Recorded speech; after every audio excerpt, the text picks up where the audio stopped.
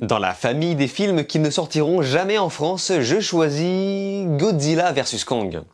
Oui, je suis défaitiste, mais cela n'empêche qu'on va quand même en parler.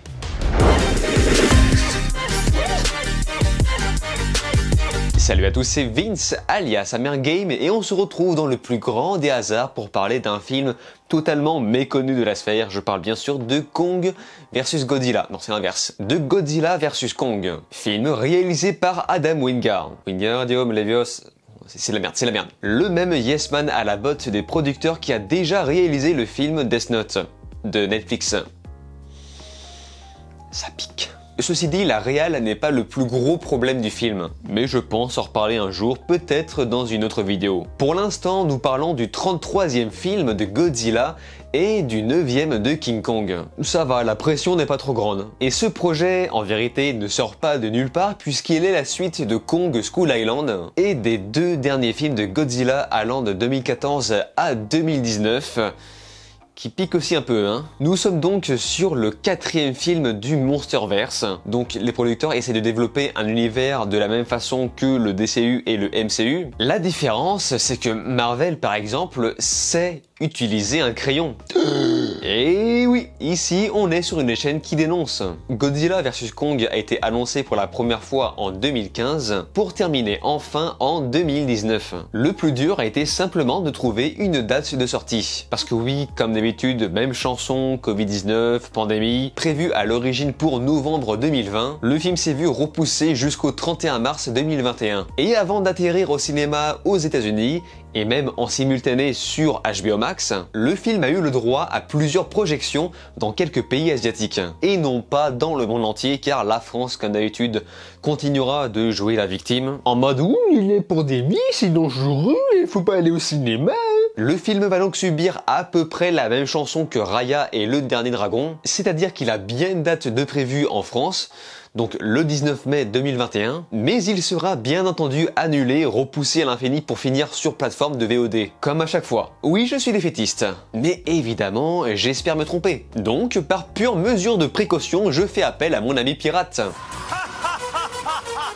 Le film se déroule dans un univers où les titans Godzilla et King Kong s'apprêtent à se foutre sur la gueule. Alors que l'histoire ouvre des portes sur un univers étendu autour des origines des titans, un groupe d'humains, eux, projette d'exterminer les monstres. Le prétexte parfait pour mettre à l'écran tout et n'importe quoi. Je ne sais absolument pas pourquoi, mais dès que j'ai lancé le film, j'ai commencé à me dire « Ah mais en fait c'est humoristique. En fait, c'est un truc familial, là où je m'attendais à voir un film apocalyptique, sombre et obscur, eh bien ce n'est pas tout à fait le cas. Godzilla vs Kong est présenté sous un rythme particulièrement problématique. Tu ne ressens que trop peu la menace entre un Kong avec qui t'as envie d'être pote, et un Godzilla introduit de façon complètement random et qui donne l'illusion de se balader dans une ville en pâte à modeler. Et l'autre chose que je me suis dit, c'est putain mais passer d'un Justice League parfaitement maîtrisé au niveau du montage pour passer directement à un film de contrat de production, ça fait un tout petit peu mal au cul, hein. Et ne me dites pas que c'est pas comparable, hein. Les deux films sont des blockbusters apocalyptiques. On se retrouve donc avec un espèce de fil conducteur désordonné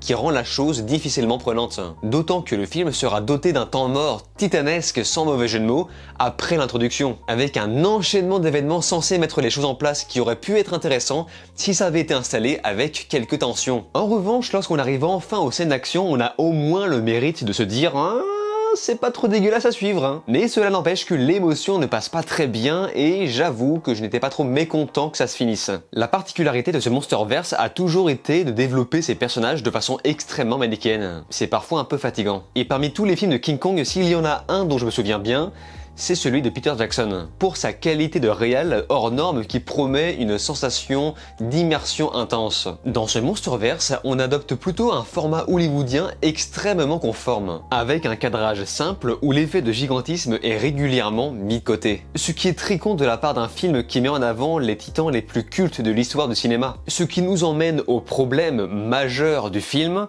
le projet en lui-même. À quoi bon confier un projet aussi important que celui-là à un simple yes man comme Adam Wingard. Enfin je ne sais pas, faites appel à Spielberg, faites appel à Guillermo del Toro, parce qu'ici la plupart des plans ne sont pas toujours pertinents, à part quelques-uns juste pensés pour faire joli dans la com. Surtout dans les scènes d'action, il faut vraiment attendre ces moments-là pour avoir le droit à un peu de créativité, et pour le coup je n'ai vraiment pas été déçu. Après la fameuse bataille dans la mer, toutes les scènes qui suivent deviennent soudainement beaucoup plus agréables à regarder. J'ai donc commencé à extirper ma mauvaise foi lors de la seconde partie du film, et j'ai même passé un moment plutôt sympa, jusqu'à apprécier les références aux deux univers connus, jusqu'à la fin qui se perd complètement dans un globi-boulga d'images de synthèse. Et comme d'habitude, il y a un beau casting, mais mal exploité, où les acteurs font ce qu'ils peuvent avec ce qu'on leur donne. Je me souviens que Godzilla 2 avait fait très fort dans son aspect immature de son traitement, et cette suite n'échappe malheureusement pas à la règle. Les dialogues sont à la limite du pitoyable, saupoudrés de quelques vannes qui tombent toujours à l'eau, toujours là pour désamorcer les moments dramatiques.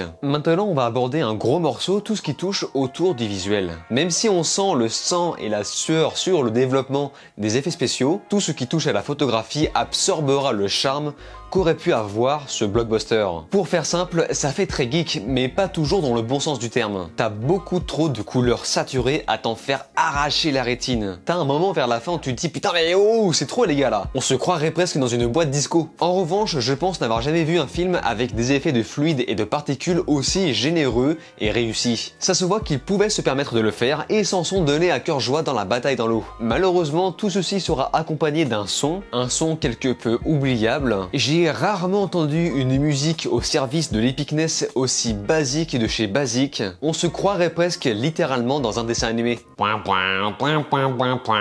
Mais heureusement que le sound FX est là pour redonner quelques sensations. C'est ouf hein, parce que quand je parle de film, j'ai vraiment l'impression de parler de cuisine. Le film ne sortira peut-être pas au cinéma en France, mais je n'ai pas l'impression qu'on perd grand chose. Alors certes, je vois déjà l'argument que beaucoup utiliseront, c'est juste un divertissement. Bah, Justice League, Snyder Cut et les Avengers aussi sont des divertissements.